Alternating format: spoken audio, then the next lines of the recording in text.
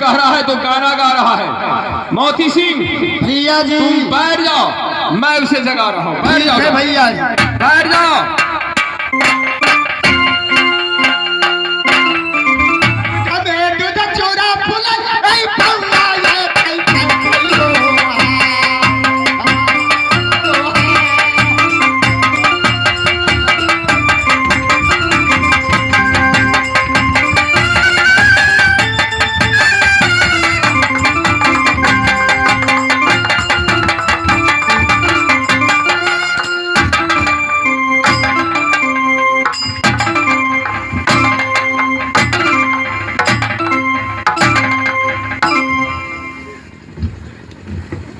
साले नहीं जगाने जा रहा और मैं जगा रहा हूँ।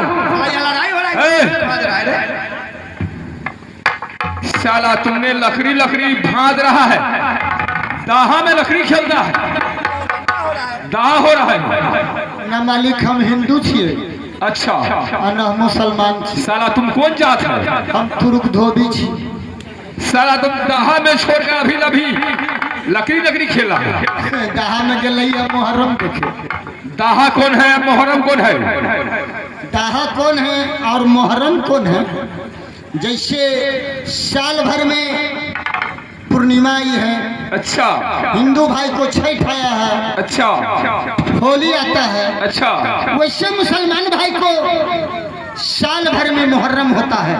अच्छा बदियाना दहा कहता है, वो हो गया मुहर्रम। और दहा कौन हो गया? कौन हुआ? जो 40 दिन पर तैयारी होता है 40वां, वो हो गया दाहा।